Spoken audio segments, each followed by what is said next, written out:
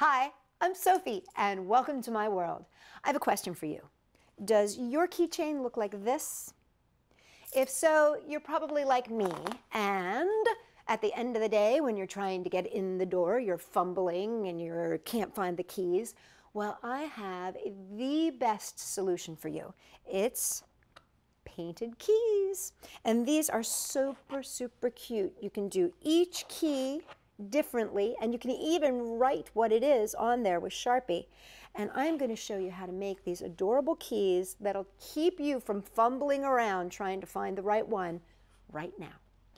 For this project, you'll need nail polish, keys, and a Sharpie pen.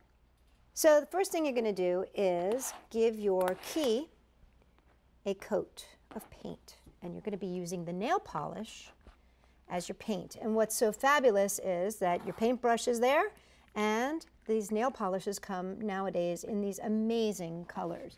Now you may want to have a little napkin underneath your work surface just to keep it safe, but I'm not going to use that right now. I don't need it, but you might want to do that, especially if you're working with younger kids.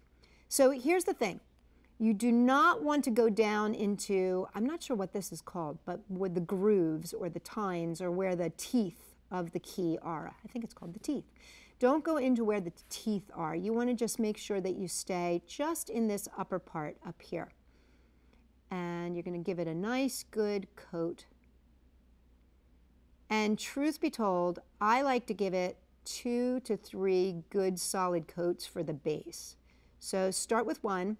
Let it dry really, really good, then give it a second coat, and then a third coat. And then, when it's dry, you can bring it in, and it'll look like this. And you can see it's like a nice varnish. And you can do both sides as well. You don't have to do just one side. You can do both sides. Now you get to do the embellishing. And this is so fun. I mean, you can do polka dots, you can do stars, you can do, whatever your heart's desire. And if you want to, you can get yourself a smaller brush to work. But I find that these brushes that come with the nail polish themselves are really pretty good. Now, one thing to keep in mind, if you make a mistake, you can always use a little nail polish remover to fix it. So, it's a very forgiving sort of craft, which is nice. So I'm going to make this a little triangle here, and this is going to represent my house because it's got a roof. See that? There we go. Just like that. But another thing that you can do, let that dry nice and good, and again, I can come back and give that a second coat if I want to over top of it. But the other thing that you can do is you can take your key, let's see if I can do this upside down here, and you can write on it. Now, one thing to know about this, you do not want to put a base coat over top of this. So what's going to happen is over time, this will wear away, but you can always just write back on it. But let me show you what happens if you put clear nail polish over top of a Sharpie pen. I think it's because I'm not sure if it's something in here, if there's an acetate or something, but you see how it eats right through the Sharpie pen. So don't use a clear coat or any other kind of, you don't want to put any glitter or anything like that over top of Sharpie writing because it will smear it like that.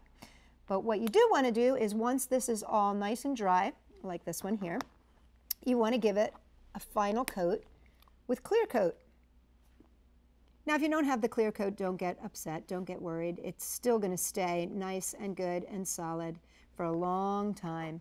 But the clear coat just helps to make sure that everything stays where it should.